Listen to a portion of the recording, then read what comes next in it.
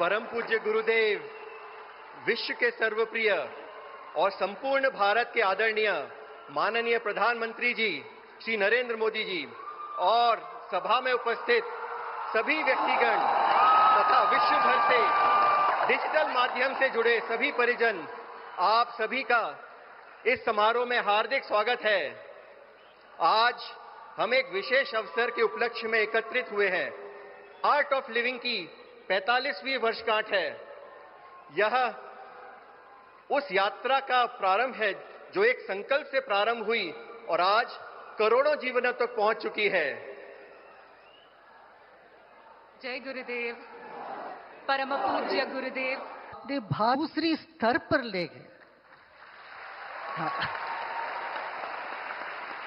और अव्यवस्था से लोगों को उठा के देश को एक नई पहचान आपने दिया। आप आते ही आपने घोषित किया स्वच्छ भारत अभियान। सब जगह स्वच्छता, स्वच्छ, सुंदर और सुरक्षित देश। आप जरा मुड़ के देखिए कितना असुरक्षित महसूस कर रहे थे। आज देश में वो बात नहीं रही। पूरी तरह से ये जो जिसको रेड टेरर कह के कहते हैं वो पूरी तरह से समाप्त हो गया। ऐसे कई जगह हिंसा से मुक्त कर दिया देश को और देश में एक नई ऊर्जा आपने जगाया। जब हम विदेश में जाया करते थे 45 साल से, लोगों को मन में ये आशा नहीं थी कि वो कहते थे कि हिंदुस्तान कभी भी ऐसा नहीं हो सकता यहाँ से। उन सब की धारणा को आपने गलत सिद्ध किया। कम समय में 10 साल में आप देखो, भारत जो मांगने वाला देश से आपने देने वाला देश बना दिया। जब दुनिया आर्थिक परिस्थिति से त्राही मच रही थी, आपने भारत को ऐसा संभाला कि भारत को 14 नंबर से आपने अभी तीसरे नंबर पर लेके खड़ा कर दिया। श्री राम जी एक टेंट में बसते थे कितने साल से, आपने उसका सारी बाधाएं हटाकर ऐसा पहल किया है। भव्य मंदिर और मंदिर के एक एक नकाशे काम से सब कुछ लेके आपने पूरी तरह से उसमें ध्यान देके भारत को भव्य श्री राम मंदिर आपने प्रदान किया है। श्री राम की शिल्प और शिला दोनों कर्नाटक से गया है। कि तो हनुमान जी की जमीन है, धरती है भाई। तो हनुमान जी की धरती से आपका अंतस्फुरणा रही होगी। यहीं से शिला और शिल्पी दोनों को आप ले गए और इतना भव्य मंदिर बना है। कर्नाटक में एक रिवाज है, जब भी शादी होती है इससे सबसे पहले काशी यात्रा करके चलते हैं। यहाँ के वर जो है एक छाता और छड़ी लेके काशी यात्रा पे चलते हैं और वधू के माता पिता जाके उनको रोकते हैं, भाई काशी मत जाओ, इधर आ जाओ, मेरी पुत्री को आपको देते, उनसे बयां कर लो। ऐसे काशी जाने से रोकते हैं यहाँ पर और संसार बचते। मगर अब बात अलग हुई। काशी की जो भव्यता आपने दिया है देश को, अब मैं कहूंगा आप शादी के बाद भी काशी यात्रा जरूर करिए और दोनों परिवार मिलके जाइए। सास ससुर जी माता पिता सबको लेके काशी यात्रा करिए। हर घर में काशी यात्रा का बहुत नाम है। ये इसी से शुरू होता है विवाह का संस्कार। इस आश्रम का पहला द्वार जो है पता है कहां से आया? सोमपुर के आर्टिस्ट से गुजरात से यहां आया। भाई आध्यात्मिक योग को आपने एक मान जो उनका डिजर्विंग स्थानमान था रहा, उसको आपने दिया है। दुनिया में योग दिवस आपने करके योग को एक सर्वमान्य बनाया आपने। करोड़ों लोग योग, और खुद ही आप योगी भी, इसलिए आपसे बेहतर कौन हो सकता है ध्यान मंदिर का इनॉग्रेट करना।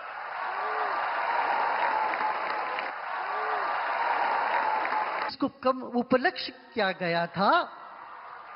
आयुर्वेद को आपने एक अलग मिनिस्ट्री बना के, आयुष मिनिस्ट्री बना के उसका आपने वो किया, और आप दीर्घायु रहिए। ये आपसे हमारा आग्रह है। आपका जो नेतृत्व ये हमको मिलता रहे, अगले बार आने वाली पीढ़ियों को भी मिलता रहे। अब मैं दो चार शब्द अपने आर्ट ऑफ लिविंग के जितने वॉलंटियर है, प्रशिक्षक के, उनके बारे में बोलूंगा। सन 1951 में मैं तो ध्यान सिखाता रहा ऐसे। तब उस वक्त के जो चीफ जस्टिस रहे इंडिया के, जस्टिस PN भगवती, वो बड़े आध्यात्मिक पुरुष थे। फिर एक दूसरे व्यक्ति थे, वो बिल्कुल नास्तिक थे, उनका नाम जस्टिस VR कृष्णय्यर, बहुत नामी थे। ये बिल्कुल दो छोर के लोग, एक समाज के दो छोर है। ये पूरा विश्वासी, एक बिल्कुल एक नास्तिक परंपरा को मानने वाले। मगर दोनों आके हमसे बोले, गुरुदेव आप जो दे रहे हैं ये, इसके लिए एक फ्रेमवर्क चाहिए, एक चौकट चाहिए। चित्र अच्छा है मगर चौकट चाहिए, फ्रेमवर्क चाहिए। हम पहले ट्रस्टी बने। वो इस संस्था के ट्रस्टी बने दोनों जने। और यहाँ के नरसिम्हा राव जो थे चीफ सेक्रेटरी, निवृत्त हुए कर्नाटक के, और बेंगलुरु के आर्किटेक्ट कहा जाता है लक्ष्मण राव, इनको भी उन्होंने शामिल किया और एक उन्होंने ट्रस्ट बनाया। 13 नवंबर, वो भी 13 को हुआ तेरे लिए, 13 नवंबर 1981 में। उसके बाद कई चुनौती को लेकर के ये संस्था आगे बढ़ती रही, और ईश्वरी कृपा और हमारे वॉलंटियर्स जितने भी प्रोत्साहन इनमें, उत्साह इनमें है, उसको कहना भी मुश्किल है।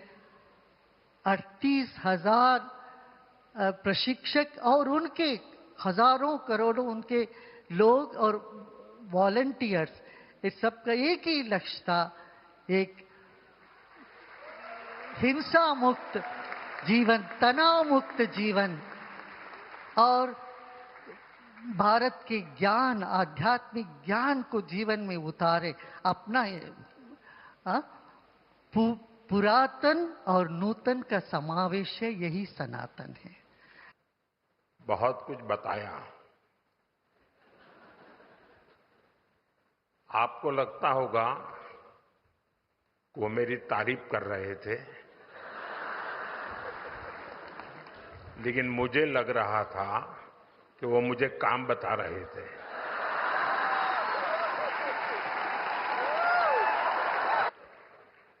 सही कहा कि मेरा धन्यवाद नहीं हो सकता, आप ही का हूं, आप ही के बीच आया हूं और आप ही के लिए आया हूं, और जहां हूं वहां भी आप ही के कारण हूं।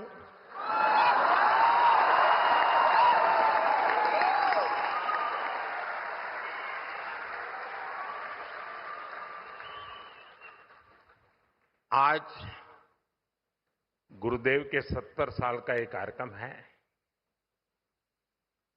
लेकिन मैं चाहूंगा जब मैं घर का ही हूं तो सामने से कह देता हूं कि जब आपका शताब्दी समारोह होगा तब मैं भी फिर से एक बार आऊंगा।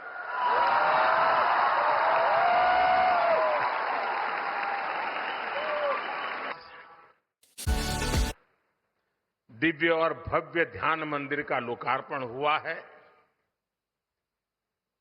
जब संकल्प स्पष्ट हो और सेवा भाव से कार्य किया जाए तो हर प्रयास का सुखद परिणाम मिलता है। हम सब लोटस की छत्र छाया में है। जैसे समझ आता जाए ताली बजाते जाइए।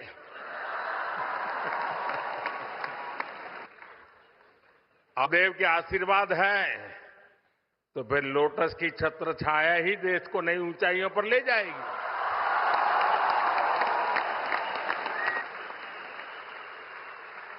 आर्ट ऑफ लिविंग परिवार को इस ध्यान मंदिर के लिए अनेक अनेक शुभकामनाएं देता हूं। बेंगलुरु का माहौल, यहां का वातावरण कुछ अलग ही होता है। ये शहर सॉफ्टवेयर और सर्विसेज के लिए दुनिया भर में जाना जाता है, लेकिन भारत की सांस्कृतिक पहचान, स्पिरिचुअलिटी, आध्यात्मिक चेतना को भी इस शहर ने नई ऊंचाई दी है। योग, ध्यान, प्राणायाम भारत के संस्कारों का अभिन्न हिस्सा रहे हैं। और जैसा गुरु जी ने कहा, आज दुनिया भर के लोग भारत के इन आध्यात्मिक संस्कारों से प्रभावित हैं। इन पुरातन संस्कारों से भारत की भी अनेक संस्थाओं को प्रेरणा मिलती रही है। इसी प्रेरणा से श्री श्री रविशंकर जी ने 45 वर्ष पहले आर्ट ऑफ लिविंग के रूप में एक बीज बोया था। आज वो एक विशाल वटवृक्ष के रूप में हमारे सामने है। इस वटवृक्ष की हजारों शाखाएं दुनिया भर में अनगिनत लोगों के जीवन को स्पर्श कर रही है। मुझे विदेश में जहां जहां जाना पड़ता है सरकारी काम के लिए, तो कोई न कोई आप वाला मिल ही जाता है। साथियों, हमारा भारत विविधताओं से भरा देश है। इतनी भाषाएं, इतनी परंपराएं, अलग अलग रीति रिवाज, उपासना के अलग अलग तरीके, जब हम इसे देखते हैं तो एक स्वाभाविक प्रश्न हम सबके मन में आता है, आखिर इन सभी सुंदर विविधताओं को जोड़ने वाला मूल तत्व क्या है? उत्तर है स्वयं के लिए नहीं, बल्कि दूसरों के लिए जीना।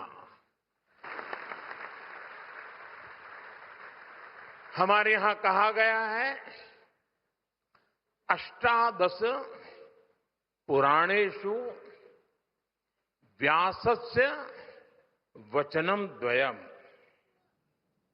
परोपकाराः पुण्याय पापाय परपीडनम। अर्थात दूसरों की सेवा करना पुण्य है और पीड़ा देना पाप है। सेवा परमो धर्म है। ये हमारे समाज का स्वाभाविक चरित्र है। पीढ़ी दर पीढ़ी ये संस्कार सरिता हम सबको संस्कारित करती है। कोई भी अभियान तब सफल होता है जब उसके साथ समाज की शक्ति जुड़ जाती है। इसलिए ऐसे हर महत्वपूर्ण मिशन के लिए समाज की शक्ति को जागृत करना बहुत आवश्यक है। हमेशा से विश्वास रहा है कि समाज, राजनीति और सरकारों से भी अधिक शक्तिशाली होता है और कोई भी सरकार तभी सफल हो सकती है जब समाज स्वयं राष्ट्र निर्माण में सक्रिय भागीदारी निभाता है। अब जैसे हमारा स्वच्छ भारत अभियान है, ये सिर्फ सरकारी कार्यक्रम नहीं है, ये लोगों के जीवन का स्वाभाविक हिस्सा बन चुका है। ये समाज की शक्ति से ही आगे बढ़ रहा है। तो जब समाज सक्रिय हो जाता है, तब देश की सबसे बड़ी चुनौतियों का भी सामूहिक समाधान निकाला जा सकता है। मैं एक और बात के लिए यहां उपस्थित हर व्यक्ति की प्रशंसा करूंगा, और वो है युवा शक्ति पर फोकस। आज की दुनिया में बहुत तेजी से बड़े बड़े परिवर्तन हो रहे हैं। हर दिन साइंस नई संभावनाओं के द्वार खोल रही है। नए नए इनोवेशन पूरे की पूरी इकोनॉमी को बदल रहे हैं। भारत इस बदलाव में केवल भागीदारी नहीं कर रहा, वो कई क्षेत्रों में नेतृत्व भी कर रहा है। हमारी डिजिटल क्रांति ने भारत को डिजिटल पेमेंट में ग्लोबल लीडर बनाया है। स्टार्टअप में भारत बहुत तेजी से दुनिया का तीसरा सबसे बड़ा इकोसिस्टम बना है। हमारे युवा आज स्पेस में अपनी सैटेलाइट भेज रहे हैं। देश की ऐसी सभी उपलब्धियों का सबसे बड़ा कारण है हमारे युवा है और आर्ट ऑफ लिविंग है। आज के आधुनिक युग की चुनौतियों के समाधान पाने में गुरुदेव और आर्ट ऑफ लिविंग बहुत सहायता कर रहा है। साथियों, आज टेक्नोलॉजी की वजह से दूर बैठे लोग एक पल में एक दूसरे से जुड़ रहे हैं। हम दुनिया से जुड़े या न जुड़े, स्वयं से तो जुड़े। और ये स्वयं से जुड़ने की क्षमता को, चाहे बीजारोपण करना हो, उसको सिंचन करना हो या उसको सक्षम बनाना हो, ये महान परंपरा से संभव होता है। इस भारत का निर्माण ऐसे युवाओं से ही होगा जो युवा मानसिक रूप से शांत हो, जो सामाजिक रूप से जिम्मेदार हो और जो समाज के प्रति संवेदनशील हो। स्पिरिचुअल वेलबींग, मेंटल हेल्थ, योग, मेडिटेशन, इस पर काम करने वाली आपकी ये महत्वपूर्ण गतिविधि और इस प्रकार से काम करने वाली अन्य संस्थाएं भी, इन सब की भूमिका बहुत बहुत अहम है। ऐसी संस्थाएं सभी देश और समाज के प्रति अपने कर्तव्यों को बखूबी निभा रहे हैं। लेकिन जब भी आपके बीच आता हूं तो कुछ आग्रह करने से खुद को रोक नहीं पाता। अभी मेरे बोलने से पहले ही गुरुजी ने कह दिया कि आपके 9 आग्रह हमें मंजूर है, तो बोलने को लिए कुछ बचा नहीं। लेकिन आदत जाती नहीं।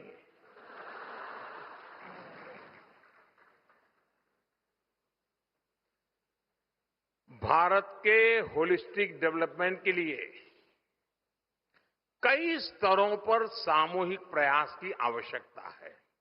मैं आर्ट ऑफ लिविंग जैसे संगठन महत्वपूर्ण भूमिका और ज्यादा शक्ति से इस परिवर्तन के प्रहरी बन सकते हैं, क्योंकि पानी की हर बूंद बचाना ये भी आर्ट ऑफ लिविंग तो है। मिशन लाइफ भी एक प्रकार से आर्ट ऑफ लिविंग का एक प्रकट रूप है कि आने वाले दिनों में आप सभी जो हमेशा आप करते आए हैं, आर्ट ऑफ लिविंग के भिन्न भिन्न पहलुओं को आपने विस्तार भी दिया है, विकास भी किया है। समाज के एक बड़े वर्ग को जोड़ने के लिए आप ज्यादा प्राथमिकता देंगे और गुरुजी की शताब्दी जब हम मनाएं तब इन सारे लक्ष्यों को हम पूरा करके रहें। श्री श्री रविशंकर जी को, गुरुदेव को अनेक अनेक शुभकामनाएं देता हूं। मैं आर्ट ऑफ लिविंग परिवार के हर वॉलंटियर का उनकी सेवा भावना और समर्पण के लिए हृदय से बहुत बहुत अभिनंदन करता हूं।